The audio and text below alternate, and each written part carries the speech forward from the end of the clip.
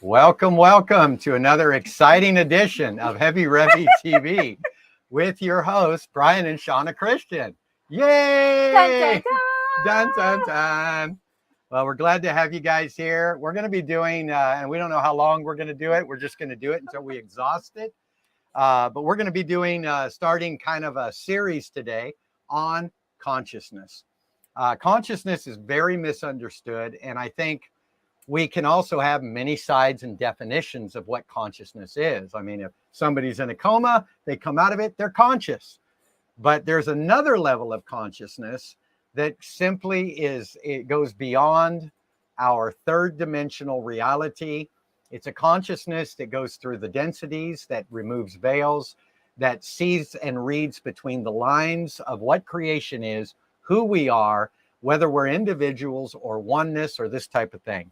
Okay, so today we're going to be trying to break down some aspects of consciousness in the journey of consciousness. And I actually wrote down here at the top of the video that we're going to be talking about from ground zero to 5D. Some would call that 5-dimensional or 5-density. Okay, while perception is everything, it is the frequency within our perspective that determines the level in which we vibrate. So we have to understand that frequencies, vibrations are very much connected to how conscious you are or how unconscious you are, okay? And the higher the vibration, the more conscious we become.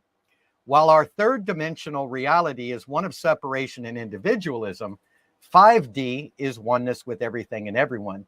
But in order to quantum leap into the reality of densities, we must be stripped of all cultural interpretations that have caused conclusions and thus stunted our experience of freedom in a 5D state.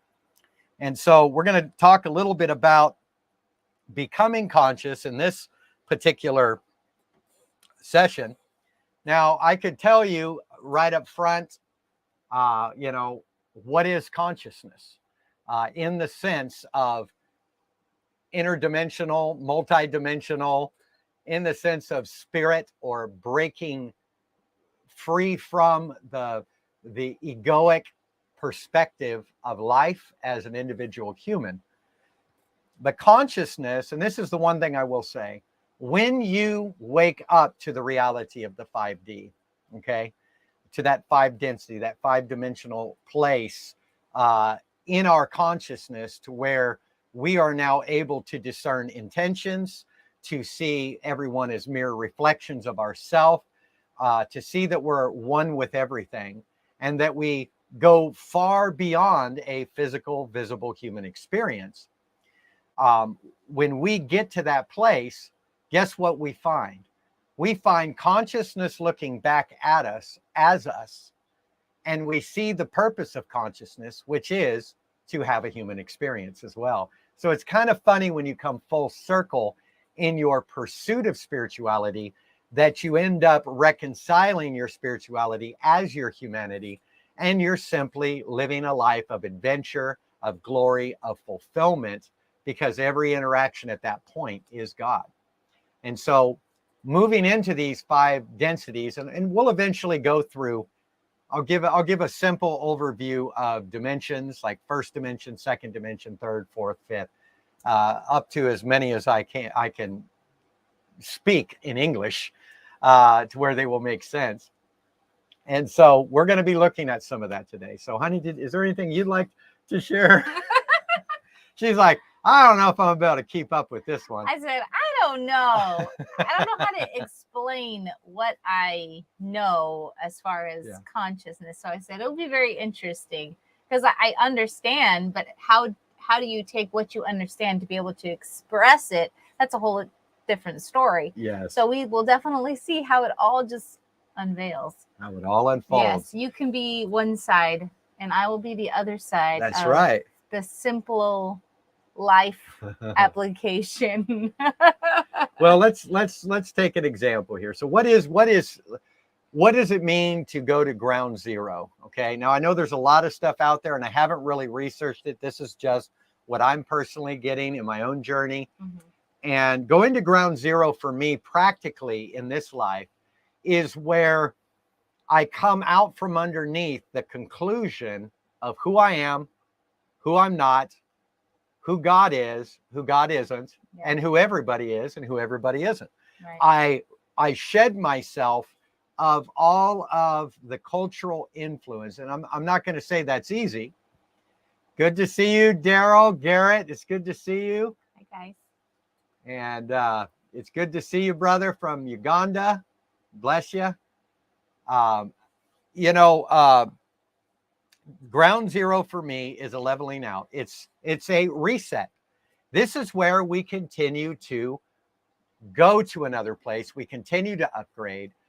You'll find that religiosity, when one is religious, they've kind of believe they've arrived doctrinally, theologically. They build this box. They can't go any further than where they have concluded in their spirituality. And they've separated their spirituality from their human experience. So to go to ground zero is to shed yourself of every dualistic intention and perspective. And I think this has to be an encounter. It can't be learned intellectually. It's got to be a right brain experience, not a left brain pursuit of knowledge. Like Paul said, where knowledge puffs up, love edifies. Knowledge puffs up, but love edifies. And so you'll see the difference there. We are a people, and when I say we, I mean all humanity is a people that has been pursuing information out of insecurity, out of lack, out of fear, out of the fear of deception, to kind of make sure they have all their ducks in a row so that they're secure. And in order to go from 3D to 5D, we have to be able to relax in the unknown in the absence of conclusion. I had an experience the other day. And in this experience, I was stripped of everything I've known of anything I've studied or researched on all the different religions, okay? Nothing wrong with knowing these things, but sometimes they get on you as your identity. Right. How many times have we gotten a revelation and we said, this is it, this is the one, and we throw everything else to the curb and we obsess over this new revelation? There's nothing wrong with working new things into you, but be aware that at some point, if that revelation becomes your whole identity and you can't go any further, then that all the fruit will cease to exist at some point. And it will dry up and it will just become another dead religious tradition because we grabbed hold of it as our entire identity. And so the Western culture, Christianity, and even the Eastern culture, Islam and Buddhism, and what do all the religions have in common? All the religions have in common is that there's always a string attached to attain the thing you're pursuing in that religion. There's always something I've got to do to be. There's always this side of duality, of good and evil, of of needing to measure up. And so my thought was, well, how do I know God? How do I know divinity? How do I know myself outside of organized religion? And really it begins when organized religion is deleted. Okay. Again, I'm not against anybody's beliefs. I'm not against people going to church. I'm not against any of that. Everybody is where they're at on the way to where they're going. And I know for me, everything I came out of, which was religiosity, and a lot of confirmation in my religiosity through signs, miracles, and wonders, that solidified my religiosity even more for a season, until things began to backfire and my theology no longer was producing fruit. And so I had to be stripped of that. That's the beginning of ground zero. It's when a season works great and then it doesn't work. You remember back in the day, the name of Jesus, we heard the teachings on the name of Jesus. You got to use the name of Jesus at the end of every sentence, or every prayer, especially with dealing with demons, right? They'll go in the name of Jesus. And I remember going around using the name of Jesus and it worked. It worked until it didn't. And then all of a sudden it didn't work. And I'm like, well, what am I doing wrong here? Why isn't this working? And it took years for me to understand this, because we build a methodology. Religion always incorporates a methodology that becomes, as the Old Testament would say, the high places where they would commit idolatry. If you recall the Old Testament, where I think it was King Hezekiah. King Hezekiah was one that came on the scene, and he was going to tear down the high places and destroy the idols of the land to draw everybody's heart back to God. Okay. And he went into the temple and he drug out the bronze serpent that was used in the days of Israel's wanderings when they complained and supposedly serpents came and bit them, and pulled it out of the temple because it had now become it was now being worshipped. That which was used as a point of contact or a placebo effect to wake people up to another reality was now in the temple as an idol to worship. And the high places were very similar. These were places where they experienced the movings of God, like Mount Carmel with Elijah, right? Calling down fire. Okay. When that was over, they would come by the groves day and night, bowing down on that place as holy ground, because they experienced a visitation of God. And so as time went on, what they would do is they would plant trees around, let's say, the altar that the fire that fell down on Elijah's altar. They would build around that area. They would plant trees, and those trees would grow up and shade it. And it was called a grove. Okay. And they were trying to kind of build some sort of museum or kind of seal that encounter. Mm-hmm. And what happened was, as the next generation came in that might not really be aware of what happened with Elijah, or they had their own revelation to add to it, they would then put idols up there where God once moved, and it would become a place of idolatry. This is what we do with opinion and conclusion, right? And because we're wired for acceptance, or shall I say we're wired for relationship and connectability, if everybody's going this way, then guess what we're going to do?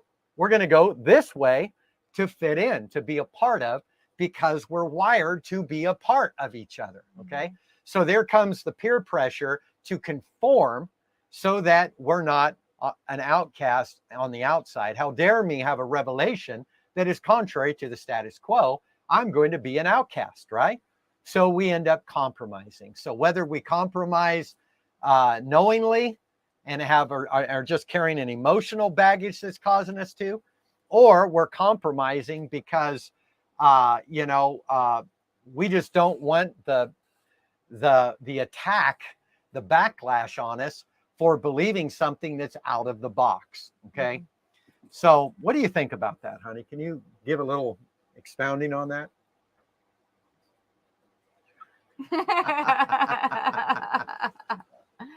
I don't even know what to say. You don't know what to say. No. Well, let me ask you a question.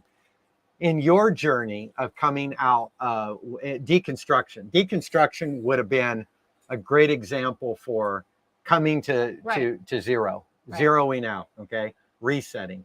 Give me an example of something that you believed, but then you zeroed out. You came out of that belief. How did you come out of some of the beliefs that you believed before that have brought you to where you're at? Yeah. Well, I guess the biggest one would be the belief that what I do is not enough, and therefore using performance to make myself believe that I am enough.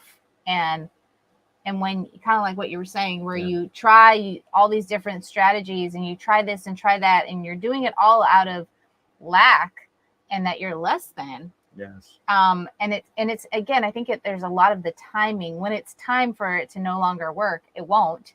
And you kind of move on to something else. And so I think in that point of my deconstruction, me not being able to perform anymore. Yeah, that's a good one. Jessica, sorry. Yes. I'm just a housewife. I came out of that. That's a good one. Mm-hmm. But yeah, just performance and feeling like if I don't perform enough, Yeah. that somehow people won't love me or God isn't going to love me. I think for me, that was probably the biggest one of the reconstruction of who I really am. So let me ask you this. In that, when you were believing these things, this lesser view of yourself, Right. did it affect how you pursued doctrines, theology, how you perceived God when you didn't measure up? Oh yeah, my whole perception of not measuring up, I was seeing it everywhere how I was not measuring up, and therefore trying 3 or 4 times harder just to measure up, and it never worked. Yeah. And I would fail at even trying to do that and mess up or break something or Yeah. you know, whatever it is, where if you're doing it out of a place of lack, it's not going to work. It's not supposed to work because it's not who you are. That's right. And so I think there was a season, like I've shared before, of my atheist season where we joke, and Yeah. my close friends, they know about She wasn't an atheist neither. No, I totally believed in God, but there was part of my mind that just didn't believe. Yes. And didn't believe in the God that I created, which Yes. is in a sense a very good thing, because Yes. if the God that I created was, you know, thought of me a lot less than the way he really does. And so, you know, it's interesting when you're going through that process of Yeah. deconstruction. It really is about your perception and your identity. But we really don't know who we are. I think we have all these proclamations or scriptures or things Yeah. that we hold on to or claim, but we really don't really know what that is. Yes. And so when you're in the process of what you call ground zero or deconstruction, yes, and everything's kind of falling to the wayside of things that you have built up. Daryl, I think I'm in my atheist stage. Amen, brother. It's a good, I'm sorry to say, but it's a good stage because, like I said, when I was in that, I tried everything to perform and nothing worked. And I thank God that nothing worked, because it brought me to the place that I'm at now, where I learned to give myself grace. I learned to love myself. I learned to see myself for who I really am, and not out of what I could do or not do.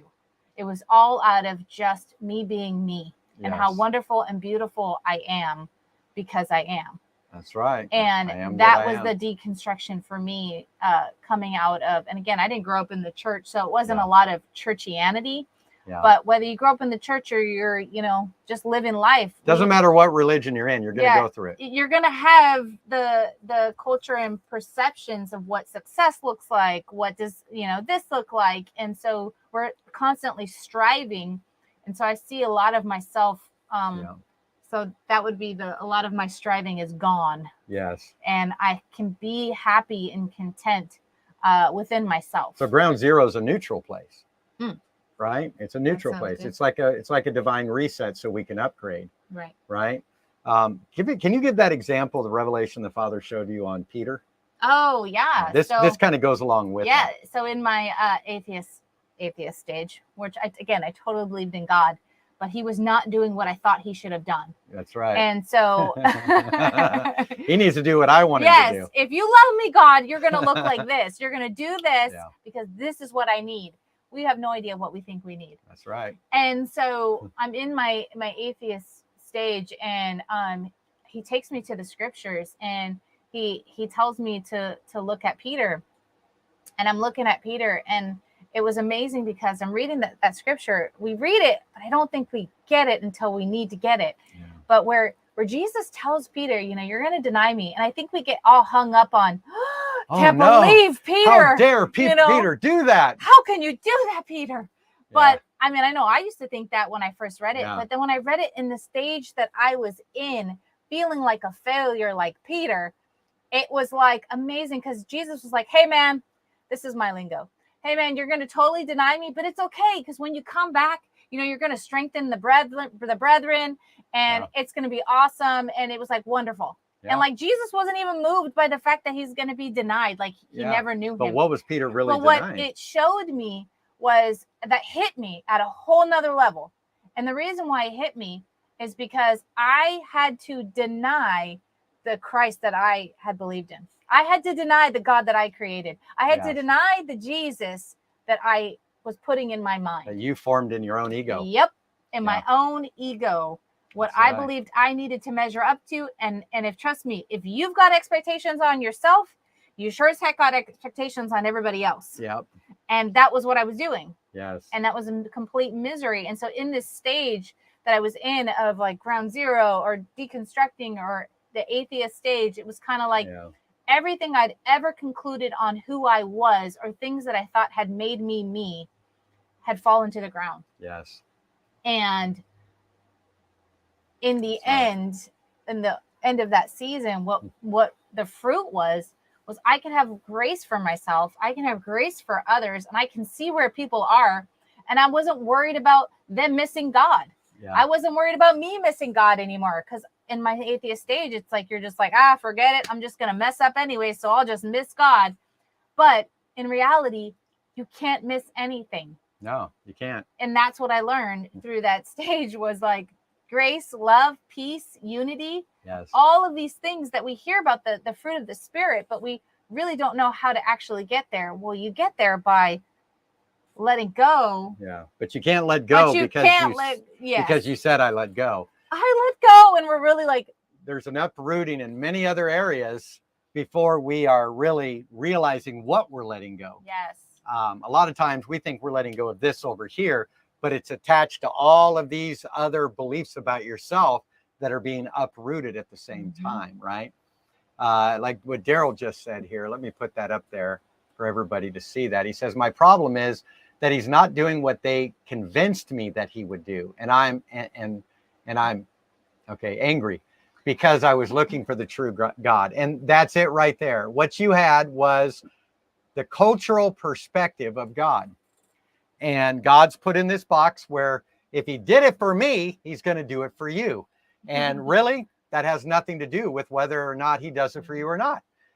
It really has to do with the season you are in, the reason you were sent, the people to whom you are sent, the testimony you're carrying, and that's what's going to happen to you. Okay? And so we have to come out of that. So we start out getting offended at God, right? And so, you know, I love how you share that, because really Peter wasn't denying the Christ. He was denying the Christ he had concluded of in his own mind, the Jesus that needed help. So Peter pulled out a sword and chopped off the soldier's ear. You know, the Jesus that needed to be protected from the crowds, and that somehow Jesus needed some bodyguards around him. And the people that came and says, we want to see Jesus. And the apostles, including Peter, no, he's busy right now. He's resting. And what did Jesus say? He immediately said, bring him over here. Right. And then he says, unless a corn of wheat falls in the ground and dies, it abides alone. But if it dies, it bears much fruit. And so. And what's really good, I just got this as you were talking. Yeah. It's Peter in that moment and in his time with Jesus, he concluded on who he was, who Peter was. Yeah, it was all about Peter. And it was all, well, it was like Peter was concluding, oh, this is what I'm good for.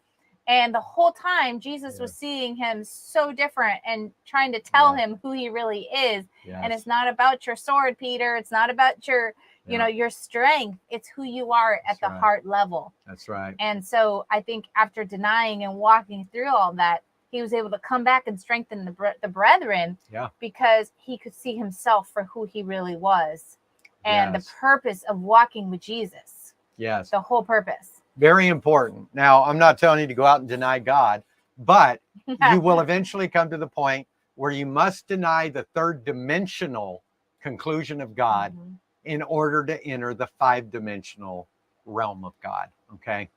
And so we're constantly going from glory to glory. Now, I know we're not going to hit everything in this time today. This is kind of an intro, an overview of consciousness. But when it's all done and said, my experience of God outside of culture, outside of everything we learned, well, God looks like Jesus, and God looks like Buddha, and God looks like a mist, and God looks like, you know, this guy and that guy. And even though God is likened unto all of this in one way or another, consciousness, when you enter the raw version of God, you see nothing. Okay. There's nothing to be seen. All right. In fact, without the visible expressions of God, God is invisible. And he looks like nothing because nothing compares to him. And there is no him, there is no her. There is simply consciousness. There is this ultimate consciousness that's gazing in, almost like if you were to have a wraparound TV screen around you, and you could get your remote, and you know how you have what is the little thing we plug into our TV? Is it Fire stick? Fire stick. You have a Fire stick where it shows all the apps, but it's all around you as a TV that circles around you, and a big screen. And you're using your remote and you're going through all the channels that are opening up, which are you and other people and other galaxies and other worlds. And all of this is the image of God. Okay. And so consciousness chose to become subconscious, or to look within, to have a interaction with itself as a human experience, or as a race, as a visible manifestation of allegorical, an allegorical, I can't even put it into words, an allegorical expression of the mysteries of knowing all things. And so it's coming in that flow. Okay. Yes. But you know, let me see here what Connor says here. He says, we like answering people here as well. I love this interaction. Says, hey, Brian, my journey right now is being stuck in the middle. Haha. But it really goes from accepting only what you think you understand to surrender and opening to the much bigger picture. I totally agree, Connor. That is it right there. Best explanation right there, what Connor just said. Because you are going to experience these stuck in the middle experiences where you have one foot in what's been known and one foot into the unknown, and it feels like you don't know what to do. Okay. Welcome to all those that have just recently joined us. We just appreciate you guys. Thank you for coming on. So when you finally kind of realize that consciousness went inward to become aware of itself in the form of humanity, and of course, you're going to have the interpretation of that from a third dimensional perspective as well as from a 5-dimensional perspective, which is a little bit different on each one. So our third dimensional perspective of God is I am me and you are you. And everything around me are just places and things and people. And I've got to fit in. I've got to find a way to get into unity. I've got to find a way to belong. I have to survive. I have to survive. I have to protect myself. I have to have my own truth. Now, here's a big one. Nothing wrong with having your own truth. But eventually, your truths in the third dimension eventually crumble, because the third dimensional truths is always a way of measuring up from a place of lacking something. The third dimension is separation. It all comes down to a lens of separateness. Everything is separate from you. This is where you pursue God. You pursue God in the third dimension. You don't pursue God in a fifth dimension. See, because if you have to pursue a God that's outside of you, you are actually pursuing from a place of lack and separation. So to pursue God is actually religious in a fifth dimension. In a third dimension, it's not. In a third dimension, it is the process of the ego, or the dark night of the soul, in which your pursuit of false expectations yields a slap in the face so that you can throw in the towel and begin to deconstruct, right? And so Daryl just said here. Yes. Can we share that? Because I really want to comment on that. It says, it's hard to not lose the image of God when you are constantly upgrading perspectives. You do feel a little stuck. Is he Father, frequency, me, you, light, particles?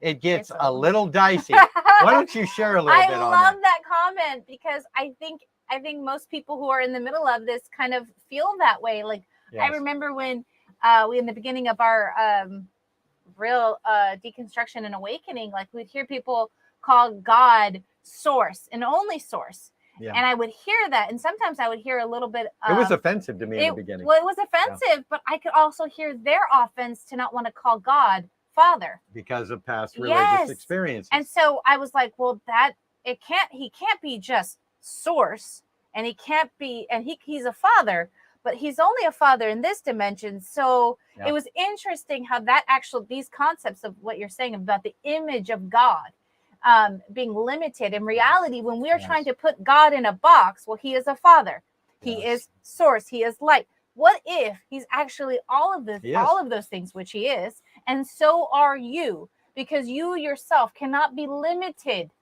to this dimension or any dimension because of who you really are. That's right. As not even as spirit, as I don't know, how would you explain it? Well, spirit is actually a religious term, but it's the only term we have to recognize what it is we are. And I think, is that not the biggest question? Who am I? Why am I here? Yes.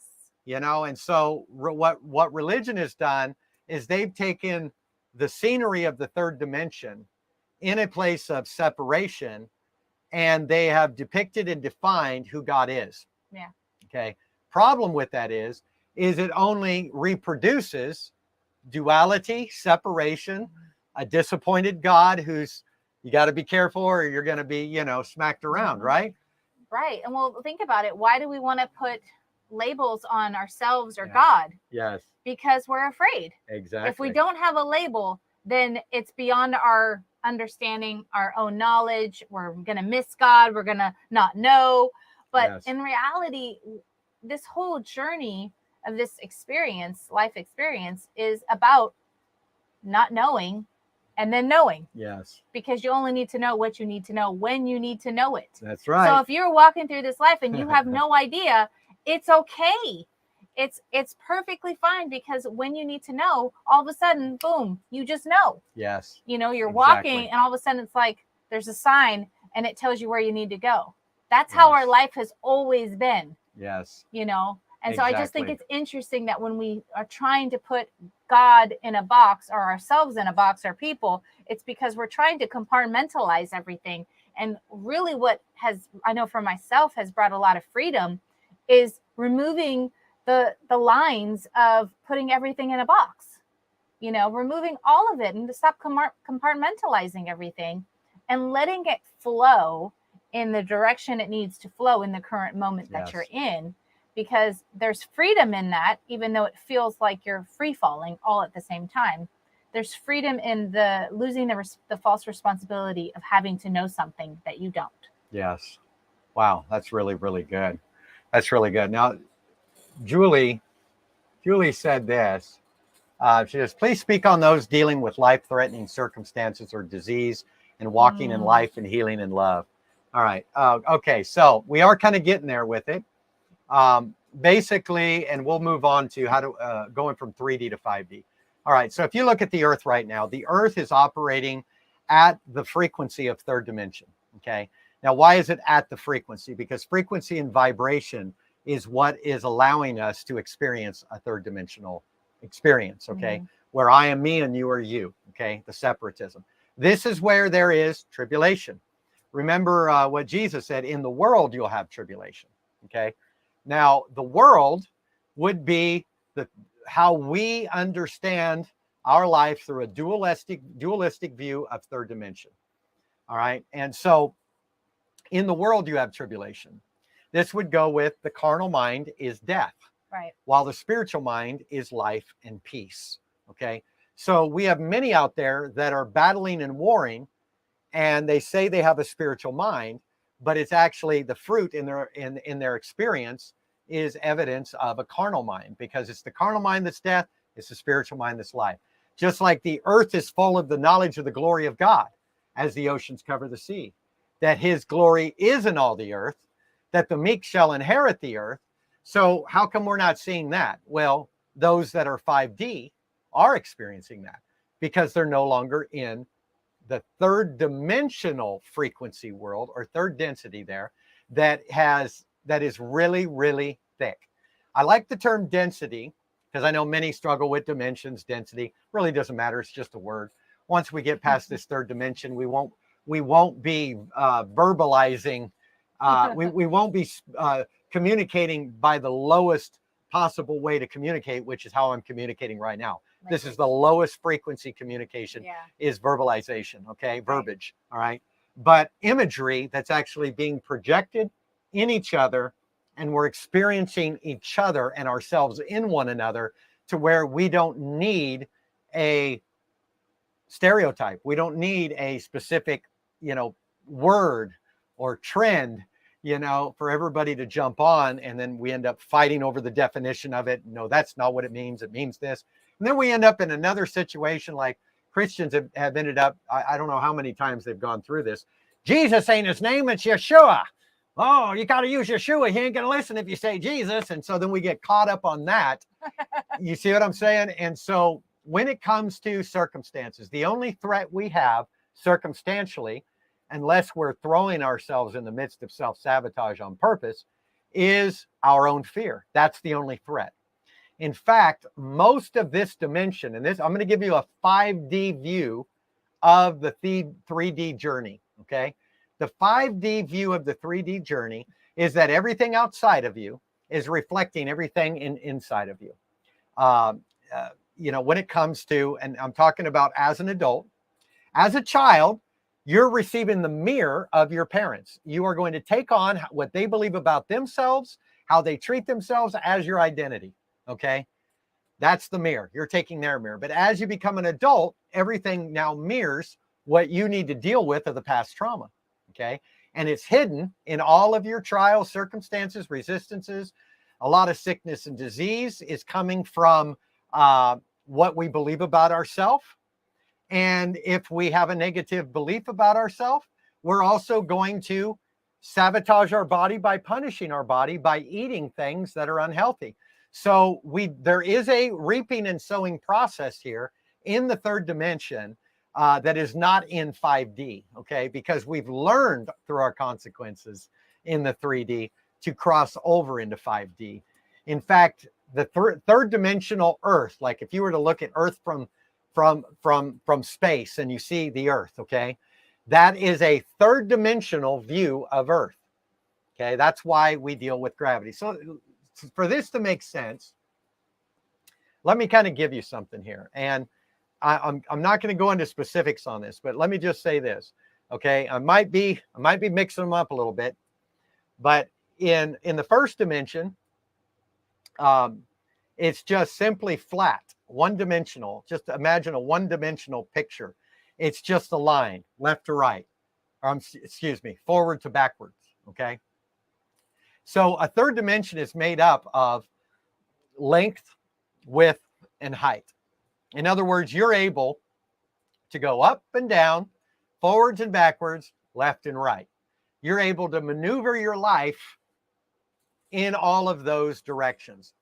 First dimension is simply forwards and backwards. I want to say the second is up and down, and the third is left and right, something like, the third is all three, okay? And so when you hit a third dimension, you're experiencing this life at a specific level. And the reason why you're experiencing it at a third dimension is because you are vibrating at a frequency to experience it at that level. As people are waking up to a 5 density or 5-dimensional perspective and reality, they are going to see that their vibration level increases. They're no longer fighting or struggling against the elements of this life. They have now yielded, not yielded as a welcome mat in passivity. Well, I'm defeated, I'll just let everybody run me over. But they've yielded to a neutral place of observation that now reads between the lines of what is happening. Let me give you an old school charismatic example, okay, that we can use to play off of this. Remember back in the day when we first started to learn about symbols, about how numbers represented things, colors represented things, dreams had interpretations and were symbolic. And we entered that prophetic season where everything was symbolic. I mean, man, you'd get a prophecy off eating your Captain Crunch in the morning, right? And so remember how we went from just looking at everything naturally as just by accident, by coincidence, to now seeing, oh, wow, I keep seeing 11:11. What is God saying to me? You start stepping into the symbolics, right? Problem is we're still stuck in the elementary principles of the natural realm as the reality we're supposed to be having, but it's only there as our schoolmaster. So while the Jews had the Jewish law that would reveal to them they couldn't measure up to it so that they could come to faith and grace, Right. the rest of us, we don't follow Jewish law. What is the schoolmaster for us? It's the third dimension. The third dimension is your schoolmaster to exhaust your individuality conclusion, to exhaust separatism, to exhaust us and them, to exhaust the need to perform, to exhaust the fear of feeling threatened when you're out of control. Yes. And begins to deal with the mind's own perception of itself historically in that third dimension, okay? Once the third dimensional grid of your history has been transmuted, flipped over, and you've realized the purpose of this was to actually go beyond a third dimension and into a fifth dimension. What's the fourth dimension, by the way? People want to know. The fourth dimension is the dimension of time, okay? So let's say you overcame just going forwards and backwards, and now you can go up and down and forwards and backwards. And you overcame both of those, and now you can go left and right. And you're like, wow, man, I've entered a realm of the third dimension. But you ever notice that you haven't been able to stop aging or go back and fix something that's already way past? Okay, because the fourth dimension is the dimension of time. It's also connected to our gravity as well, but it's dealing with time. So now we're in a timeline that we're trying to manipulate and redeem the time, of which you do redeem in the fifth dimension. Now, the second half of that fourth dimension is when your third dimension crosses over to fourth dimension in a revelation of seeing life allegorically, parabolically, symbolically, metaphorically, however you want to put it. And those are all different angles, by the way. You are now able to begin to redeem time. That those that wait upon the Lord shall renew their strength. They shall mount up with wings as eagles. They shall run and not be weary. There comes an acceleration, okay? And the acceleration begins to break open through hindsight because, see, our earthly history based in trauma has to be cleared in order for the revelation that we've received to be purged in the right lens, so that now it becomes something that frees us rather than keeps us circling that twisted image of God that we adopted, that, God of our own mind that we created through the trauma lenses. Right. And the moment that is gone, we begin to enter into our eternal history. We begin to get downloads, encounters. All the encounters you have that you thought your prayer and your fasting made God hear because he was so deaf, you had to do that in order for God to respond, eventually transitions over into realizing God isn't answering my prayer right now. I'm remembering a completed work. And in the remembrance of a completed work, I'm beginning to manifest a completed work that I think God is rushing to my rescue right now because I cried out and I really meant it this time, And so we're coming out of patting ourselves on the back for all of our spiritual gymnastics that the ego really loves to boast in. And we're coming to the place that we were never lacking in the first place, okay? Now, what's going to happen? Is there anything you want to add to that, honey? Because I'm flowing and flowing and flowing, so I want to give you space. You want to just keep going? Go. Okay, keep going. Maybe she'll be able Danielle, I feel like I'm in a Doctor Strange movie. you are. I'm opening a realm right now. No, I need my ring. Got to use my ring finger for that one. Okay, there we go. And so when we begin to wake up, as we dump overboard our ship, all the stuff that's been weighing us down, presumption and conclusion and false responsibility and false expectations and all of these things that stem from not being enough, not being loved, being alone, being abandoned, being ashamed, all those things. Underneath that is the inheritance of the true, okay? It begins to come forth. You'll begin to realize that everything you walked through that you thought was just regret now ends up bearing the fruit of laboring in God. it begins to remove the veils. Some of the densities of the third dimension begin to lift off of you. And you realize you're not as dense as you thought you were, okay? and that's when you begin to enter into epiphanies. How many times have you guys walked through this? I know for me, it's been several times, and it keeps speeding up now. Mm-hmm. Before, it would be a long space of time. But you get a revelation, you have an experience, you solidify it as one thing. 5 or 10 years later, you look back and you realize that wasn't the experience at all. And it's now upgraded to something completely different and better than the previous conclusion you had of what you thought God was doing, right? Now imagine that as the earth itself, okay?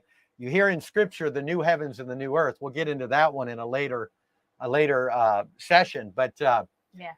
But that's really what it's talking about. God isn't going to come down and start ripping things apart and recreating a new heaven and a new earth, okay? The new heavens and the new earth have always been here, and that has actually been the reality. But we have been living in the past, and we are starting to wake up to the reality that's always been ours. So the old heaven and the new earth, and the old earth fleeing away or disappearing, and it says that God will destroy it with fire, is dealing with all the resistance in your life known as hell, or the carnal mind that is purging you so that you're saved through fire. What is being saved? Everything in your mindset that is regulating the level of frequency you are operating at, okay? And so as you begin to drop this, dead weight off your boat, your frequency is going to begin to rise. You're going to begin to get lighter and lighter and lighter. And as you get lighter, you're going to begin to discern things differently. You're going to begin to discern all the things you believe was God that led you to where you're at is going to change the way you perceive it. Okay. Everything that you've read in the scriptures is going to upgrade and change. Okay. The way in which you relate to people is going to change. All of this is going to change.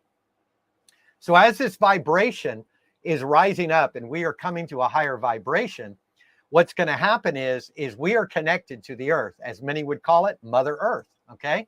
We are connected to the earth. You ever done grounding where you stand on the ground and you zero out the frequencies that you're getting from all over, all the radio frequencies and technology frequencies, and you're a frequency? So it does actually center you and tune you just by standing barefoot on the ground. You get grounded. What do they do with big cables and electric cables? You know, your electricity comes from a pole down the street that hooks to your house with cables. But off that pole, there's a cable that goes into the ground to ground it, okay? To zero it out, right? So we have been making contact with the earth in a third dimensional perspective, which has manifested the earth as a third dimensional planet. But as you upgrade, it will actually begin to change the entire planet, including, I believe, the shape of the planet. It's not going to be just a round planet.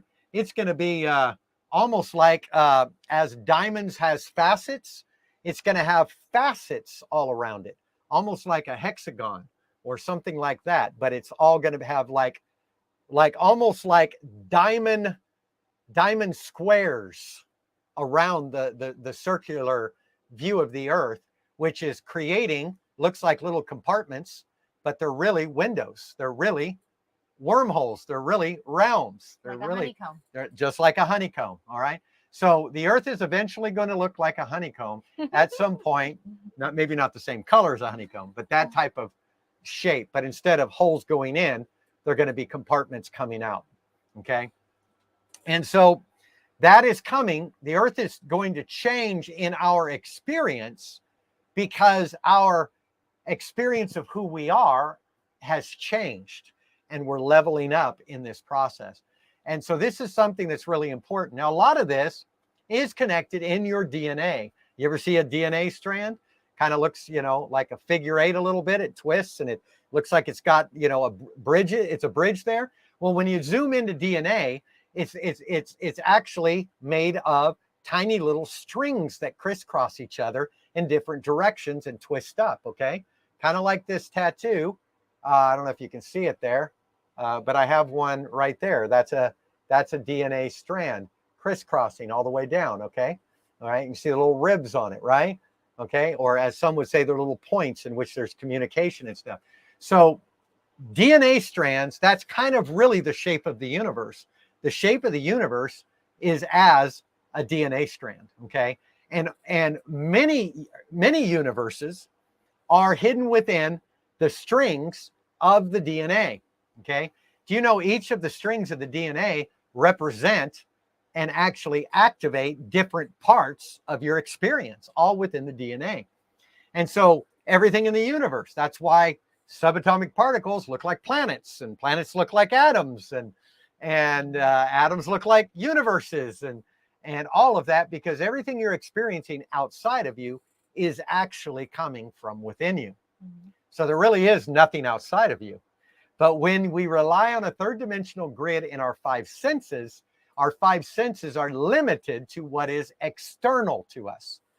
But when you move to a 5D, your five senses change and they go inward, and they also crisscross each other, or they converge upon each other, to where we end up with a sixth sense, which is the combo of all five senses in kind of a hyper quantum experience, where we are hearing color, we are, tasting what's been heard, we are seeing what we smell, and we are experiencing more depth. And it's from a place of oneness. Everything I'm experiencing is me. Okay. Now, some people say, well, are you saying that person that came and punched me in the face was me? Or did something terrible to me? Well, you're mirroring who you're not, but a part of you believes you are, and it's subconscious. And so getting that subconscious to become conscious is part of raising the frequency, recognizing the intentions, your motives, what is driving you this direction and that direction, not just through self-help and psychology alone, but by reading between the lines what we're actually living in. So we are in the great awakening of the new heavens and the new earth. This January, there was a physical sign of real strong solar flares coming off the sun that actually has affected our earth, our biology, our frequency. And if you understand anything with the biological side connecting with the spirit, the bodies that people are believing that we're going to transfigure into are of a solar flare type of body. Okay. And so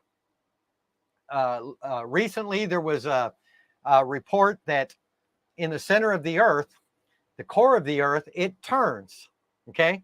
It turns almost like an internal mechanism. Okay. And it is now stopping.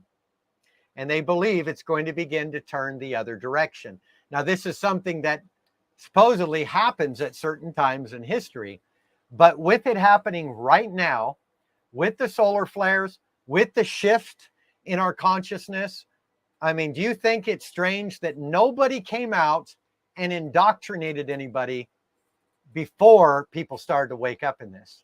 Okay. People started waking up all over without being taught to wake up, without being taught about what I'm sharing with you today. This is all coming after the fact of waking up. It's happening all over.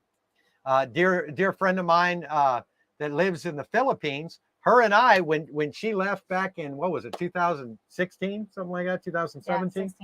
Yeah, and went from the States to the Philippines to go over there and do ministry. We believed the same things. At that point, we were still into duality. We were still believed in the devil, demons, in hell, all of that, in our individualism. The chosen, frozen. Yep, all of that stuff, right? Yep. The elite, all of that. Still believed in all that stuff, all right? She went her way, I went my way. Didn't hardly have any contact, didn't talk about anything. I deconstruct. Next thing you know, I get a call from her, and I start telling her all the changes, which normally I know the me back then would have been persecuting the me now. Mm-hmm. And she's like, really? That's exactly what happened to me. I'm doing the same thing, everything you just said. And so it's crazy how, and I've even gone further since then. And I just got off the phone with her this last week, and she's also now at the same place. And she doesn't always get to watch these videos, you know? So she's not just picking up information and trying to apply it. I think there's a truth there. Otherwise, we wouldn't be doing these videos. Right. But realize this, that if you only take my word for it and you say, okay, that's truth, Brian said it, and you now, I'm going to put this on, guess what's going to happen? It's not going to work. And then you're going to deny all of it is truth. So you must, before allowing yourself to become indoctrinated, allow yourself to experience truth and then research it. Right. Research what you've encountered rather than research to encounter, because otherwise part of you will doubt whether or not somebody convinced you to believe something or it was an actual truth to you because you experienced it, right? Yes. So would you like to share anything? Can we that? answer Daryl's question? Because this one here? Yes, because that was my question too, Daryl. And I would, when people, well, how would you answer that? Well, you wanted to answer it. No, that was. Oh, okay. No, answer it. You're too quiet today. I don't know. You ain't getting no free trips. And next time you're doing all the talking. No. Okay. So I've had the same question, and it would irritate me when people would say, you need to raise your frequency because you can't be around people that are low frequency. Don't. And it reminded me of separation. Yeah. And I'm like, gosh, why does that bother me? So I understand the concept of raising your frequency. And again, I don't think we're raising anything. We're becoming aware. Yes. Or like you're saying, releasing. But you're not really, even in that sense, you're not going anywhere. You are waking up to where you've always been, which is like he's saying the 5D reality, which just is. Yes. We're not going anywhere. And if realistically, when we realize what our great awakening is, and I believe we go through multiple awakenings, for me, this latest awakening has been just being where I am is where I need to go, in the sense of going somewhere, because I'm not really going anywhere, but being content within that place of perfect love. Without having to try peace. To be content. Yes, not trying to, because you know what it means to try to be content. If you got to try at anything, you ain't there. Yes. And so, yes, I don't think we need to, we're not raising anything. You are higher frequency. I have raising. So yes, that's what I'm saying. You did say it. So let me just explain that a little bit more. Like Shauna said, you aren't actually raising your frequency. You're simply letting go of lower frequency, which are like veils. So just picture yourself covered in fig leaves, okay? And you're journeying along, and you're just walking down the highway, popping a leaf off at a time and tossing it, right? Pretty soon you're a streaker, right? Okay, you got no leaves left, right? So to raise your frequency is to let go of the lower frequency belief system, which is a third dimensional individuality separation. And I'm defending myself based on what another believes, and either adopting what they think of me or rejecting and wearing those facades. So it's really the removal of those facades, which is the lower frequency. So the best way to get rid of your lower frequency is to not run away from people who have a lower frequency that you want to escape, but let them trigger that lower frequency, which is dealing with past emotional pain, in which we're dealing with our triggers. Because really lower frequency is dealing with, trauma-based belief, cultural-based indoctrination, okay, and programming, okay? Also, I really feel like, I think, again, I want to reinterpret what we've heard even about duality. That duality isn't bad. So when we hear high and low and get rid of this or that, it's not, we're not, like you're saying, we're not getting rid of it. It's really to release the lower frequency is to be aware of what's going on within the lower frequency. And the moment you become aware or conscious, you let it go, you're releasing it, and you all of a sudden become aware of where you've always been, which is the higher frequency of who you are. And so again, there's nothing wrong with even duality. There's nothing wrong with ego, because I feel like all of it has been a catapult or a catalyst to in a sense, help you to become aware. Yes. Because if we didn't have the lower frequency, then we wouldn't be conscious of the higher frequencies. Yes. So we need both in this dimension to experience reality. Well, to experience our process, our progress. Right. So like, for instance, duality would be higher frequency, lower frequency, right? Like you just said. Yes. But that third dimensional grid, this third dimensional grid is the realm of hardship. Okay. The realm of hardship is what enables the veils to be torn so that you can enter the reality of who you've always been. Yes. And how your mind is actually operating, you know? Yes, Michael, I'm talking about densities. Yes. Yes. And so dealing with some of this is going to be the process of confrontation, but it's not confrontation as though, you know, you're being punished. It's confrontation to deal with the belief system of self-punishment. Okay. And that's now being mirrored outwardly. So the mirror dimension is in the third dimension. Now, what we begin to experience in the mirror dimension in 5 density is a little bit different. Okay. Because the mirror dimension is there as well, but it's not a confrontation against who you're not. It's actually opening up parallel universes, multiverse. It's redeeming time. It's reversing aging. It's upgrading the DNA. You know, these types of things. You know, I've been doing some research on loss of memory. Yeah, and many of you know I've been going through a thing in my mind with loss of memory. But I've also at the same time during this season have been upgrading to this whole new place of consciousness that's just been stripping off of me all the cultural conclusions of divinity. Now, what I've realized is happening is the frequency in my consciousness, in my mind, has superseded the container or the body around this mind. And so I have moved to such a high frequency in my mind that I'm moving in 5D memory, which is really a realm of knowing that doesn't require pulling from past memory to discern who I am. Okay. See, what do we do when we're still broken? We got to claim the things God did before so we have faith for today. How does the ego discern your present situation?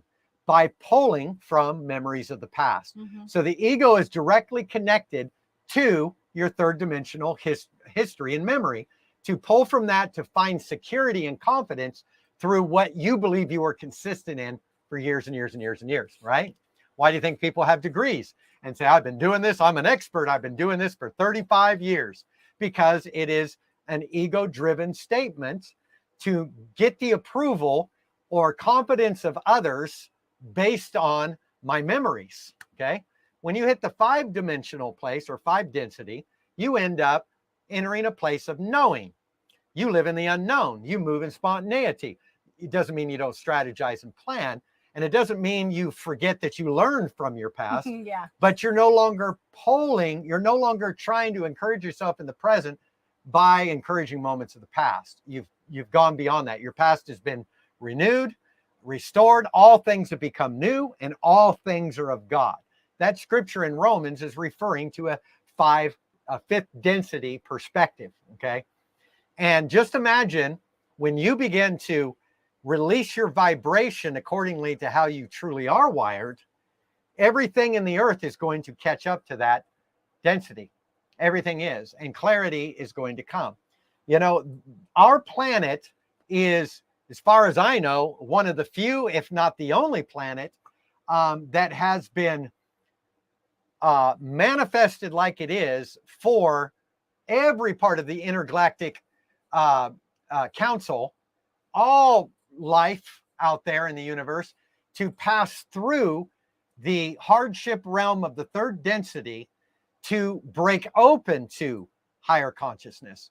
And higher consciousness is simply releasing the frequency of who you are. Let me talk a little bit about that. Do you want to add something before I continue? Okay. That's good. All right. So trying to throw a lot in here in a short amount of time. So, you know, people will say, hey, science can hook you up and they can read your frequency, right? They can read your frequency. They can hear your frequency. We all have a sound, right? And so on and so forth. But you ever notice that when somebody dies, they can't read a frequency? There is no sound there. Well, that's the biggest sound. It's because there are no tools on earth to actually read your frequency. So everybody's frequencies that's being read is based on the density they're in, but it's not referring to the essence they are. Okay. And there's more than 5 densities. Okay. I mean, I've experienced all the way up to the 12th density or 12th dimension. Okay. And I can't even begin to explain what it was. And I've had a glimpse. It doesn't mean I've mastered that dimension. You can have a glimpse of a dimension and not know how to co-create in it or co-labor in it. There's a lot of people in the 3rd dimension don't know how to prosper. They don't know how to start a business. They're poor, they're struggling, and they haven't mastered the 3rd dimension, let alone the 5th dimension. And I personally believe that if somebody is out there claiming they're operating in a higher dimension, they should have had breakthroughs in the area of overcoming the 3rd dimension and being able to master that as well. And so we're not trying to get delivered from the 3rd density. We're being trained by the 3rd density and saved through fire. Okay. And that fire is the mirror dimension of coming against the very thing we believed about ourselves that now needs to be upgraded, realigned, so that we can begin to love ourselves like we're supposed to, right? And love each other as a result. And so that 5th density is really a place where, and I truly believe this is the beginnings of not only contact. You know, you experience the angelic in the 3rd dimension and a little bit the 4th, but you really begin to encounter light beings in the 5th dimension. You begin to translate. You begin to change your history. You can actually step outside of time into your past, change something, come back and have a completely different situation manifest in the present. You can enter into each other's encounters. I believe that sickness and disease are obsolete in the 5th density. I believe that our stem cells at that density, that we could actually take that, give it to people and raise them from the dead, or even reverse aging. I believe we will see that type of technology. I believe there's going to come technology in the natural that is spiritually inspired and that is connected biologically and spiritually, interdimensionally, however you want to put it, in which it's operating as a visible manifestation of the word, or the word becoming flesh, even in technology. And I think it's going to be used for multiple things. I think we will begin to see wormholes. I think there's wormholes already in the earth. Right. And I think there's wormholes actually inside your DNA. And so you yourself are filled with wormholes. Okay. And so to go within is to also engage these densities. And so, you know, as we begin to shift, you know, and our DNA begins to upgrade to where my mind is now.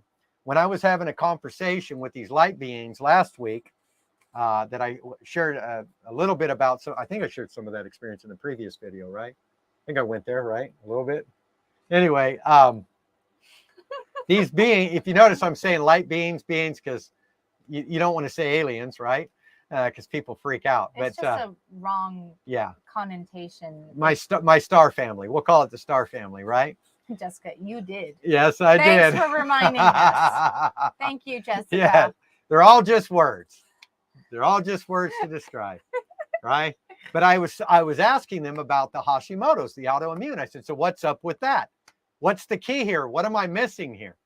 And they said, you don't have a disease. You have a body that's in a 3rd dimensional memory, and you have a mind that's crossed over into a 5 dimensional density.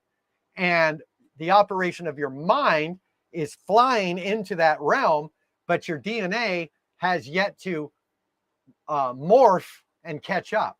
And so they said, you are in a metamorphosis, kind of like a cocoon, getting ready to become a butterfly in that sense. And so after that, just a few days ago, I had another experience where I saw I saw my DNA break open, and as it broke open, I saw my viewpoint of it stretch, almost like you were to take a picture of DNA and stretch a picture of it on the screen, stretch it out. And I went within it and I saw many seasons to come in our life and in our ministry. All right. And I mean, I saw the land we were getting. I saw the new RV. I saw the people we were connected to. I saw how amazing it was with oneness manifesting, and how much more we had upgraded from now until then. And as I saw that, I knew I could adjust things. So I reached in and I moved the RV and the property up closer. So I'm just going to go ahead and we're just going to do this first. Okay. And I just began to see that. I also went into the nervous system of my own spine, and I was hearing frequencies. And I wasn't just hearing the frequency of my own history, but I was hearing the frequencies of the histories of the generations of all mankind. And I was hearing at some levels debates, at other levels agreements, at other levels attacks, at other levels peace and harmony and love. And I was hearing the generations in my spine. I know that sounds nuts, but it was really symbolic to me of the fact that we do carry the memory of all humanity within us. All information of every human being is connected to one another and is within you. Okay.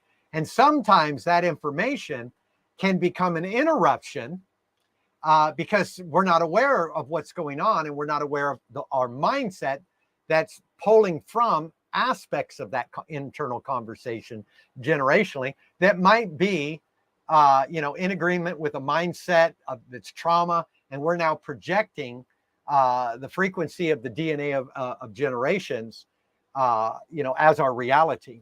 And so we begin to deal with hereditarial things, or what some would call generational curses, right? Which really don't exist. They're simply generational conversations and indoctrinations and culturalizations that we are now overcoming and stripping ourselves from. Okay. And so, watch how people are waking up right now.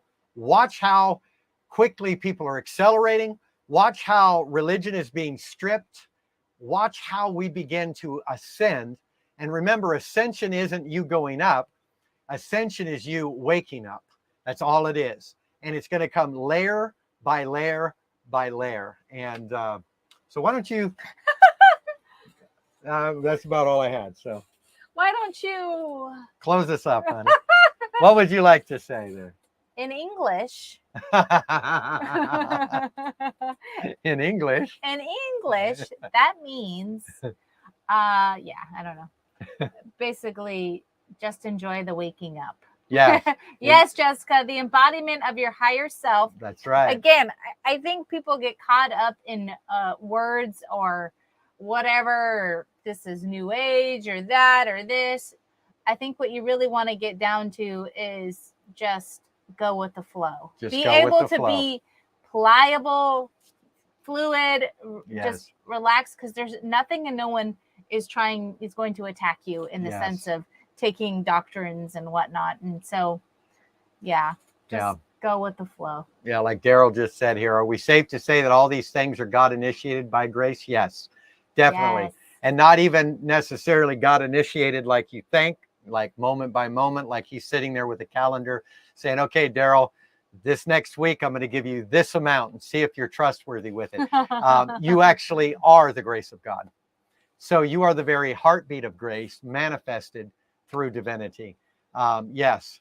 And that's the whole thing too, is I think, everybody has a different purpose. And so there are some people who aren't interested in the higher self, being authentically themselves or any of that kind of stuff. Yep. But I do see more and more people are waking up to that reality. And so, I think it's interesting to kind of see, and like you said, just be aware of it, because it is happening. More and more people are waking up to this kind of lingo of the higher self, being authentic. Yes. And I think it's really beautiful, but it's also, we got to give people grace to where if they're not interested in it, oh, well, that's Yeah. okay. Let everyone be where they need to be. Well, everyone's not coming in all at once anyway. Right. And there's a reason for that. It's really important that everyone doesn't come in at once, because none of what we came into would ever be able to be proved that we came into it if it's not tested by third density responses to a 5 density mindset. What happens when a 3D person comes and resists a 5D person? The 5D person jumps to another realm, another level. Everything that resists them expands them. All right. And they just sit with a smile going, yes, come on, bring it on. Turn up that fire, because there really is, it's not fire to them anymore. Suffering doesn't exist at a 5-dimensional level, 5 density level, or excuse me, a 5 density. And I'm not talking because everything is just, a walk in the park. I'm talking about the fact that our interpretation of suffering changes. Right. Are we really suffering, or are we being renewed in the spirit of our mind? Okay. And so really, at a 3rd dimension, we're learning to love our enemies, right? Right. And, but see, they're only our enemies in our own minds. Right. Right. Which is a third density viewpoint. All right. But if we didn't have them there resisting us, we would never be able to graduate out of a 3rd density and into a 5th. Okay. So yes, we are forerunning, Daryl, and many are forerunning right now, and we are upgrading. So this is year 2023, January of 2023, had the events, the signs in the heavens. Okay. The generations of the heavens and the earth. Right. And so there are those signs, the solar flares that has actually affected things, that has affected the balance of the earth. It's affected the balance within us. It's affected frequency. There's been a lot affected. The earth now changing course. So we have all these physical signs that are pointing to what's going on inwardly within us. So as your earth in you is turning, it's now stopping and turning the other direction. Okay. We would call that repentance, right? To turn and behold, to look another way, to change your mind. Okay. And so to transmute, to flip it into an opposite direction. So we're experiencing this in the earth itself, in Mother Earth, because Mother Earth is an extension of you. Okay.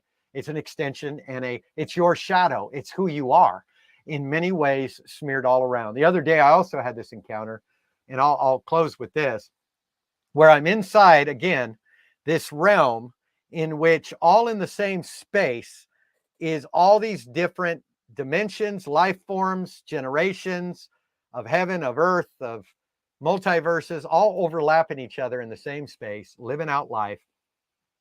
And I could peek into each one, and I could become what was in each one. All right. It was pretty cool. And I'm in this, but inside of that was consciousness. It was all just simply consciousness. And I said, God, who are you? And he's like, I'm consciousness.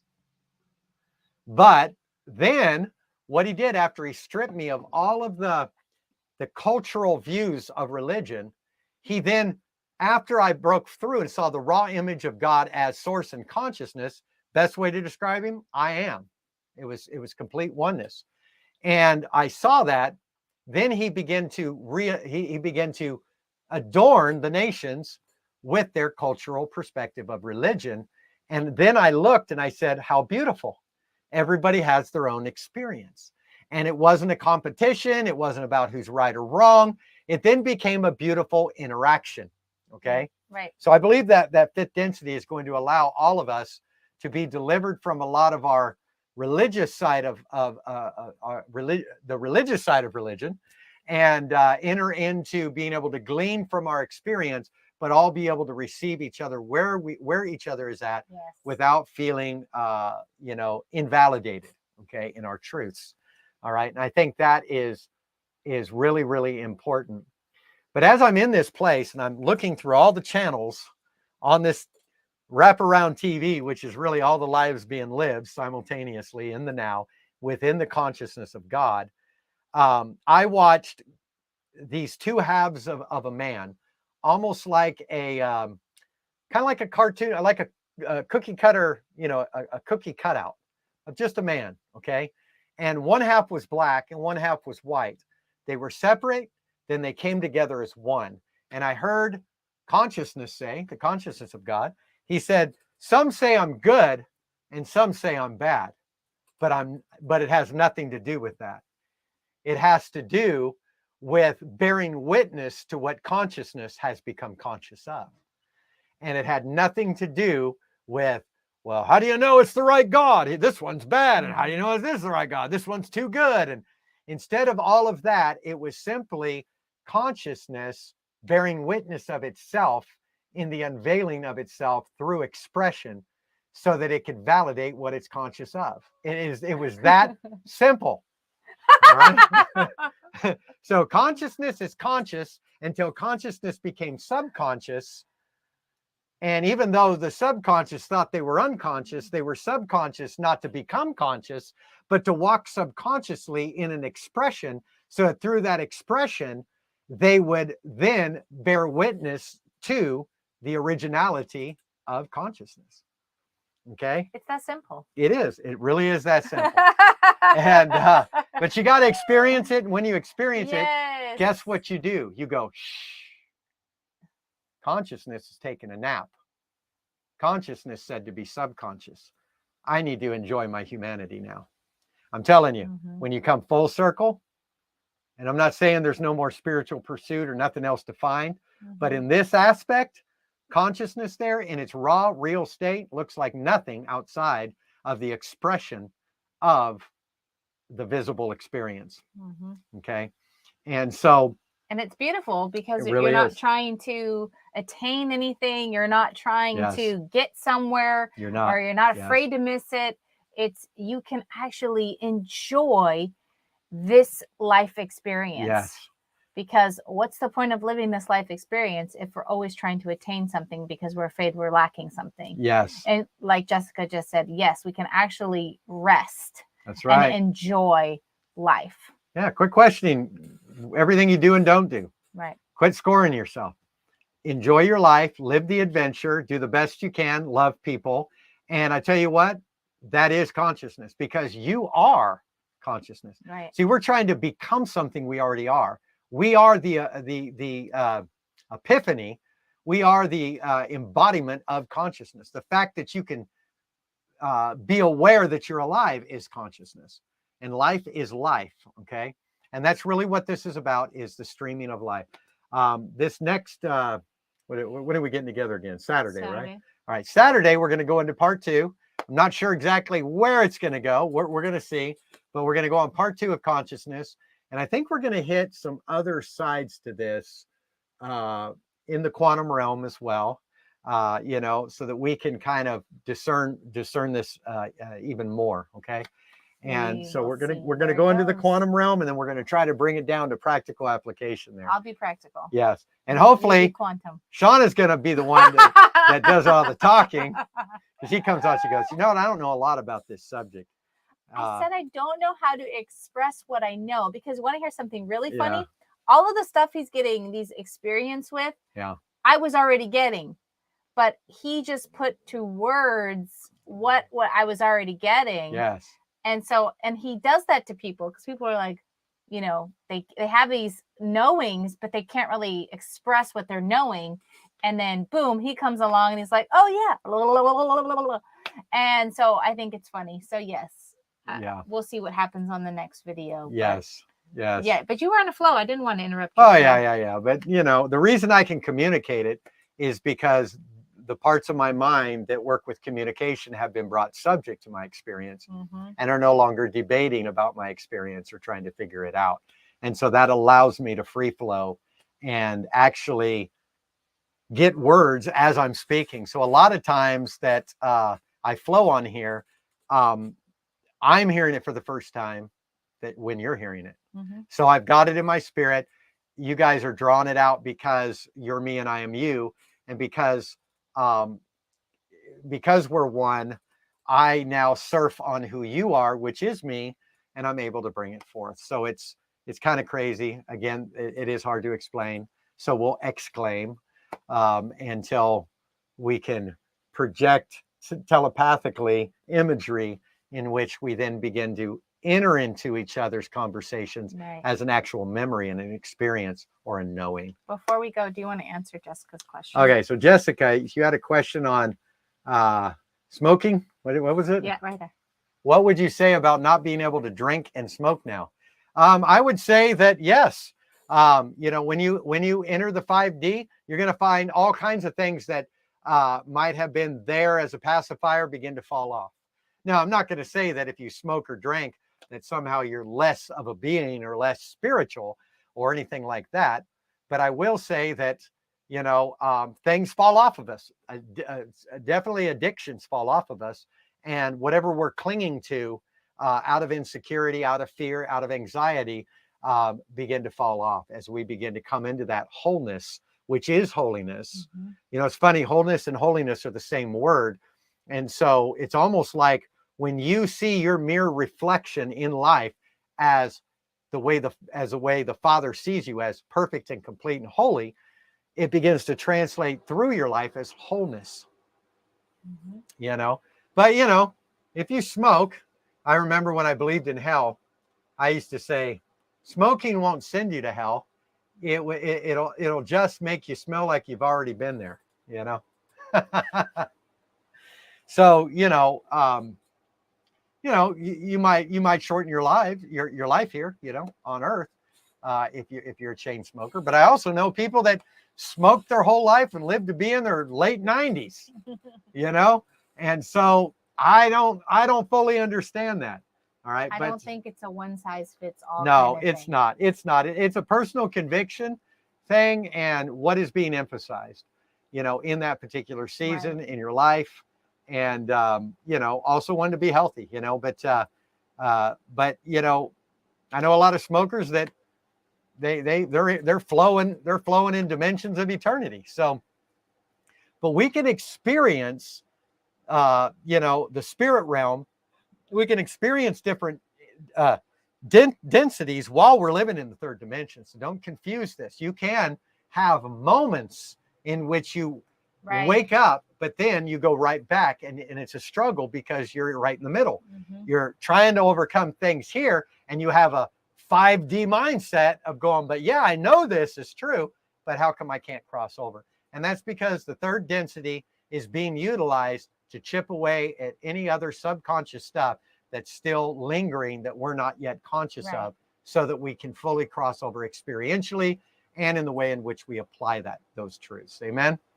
So I hope this word today has blessed you guys.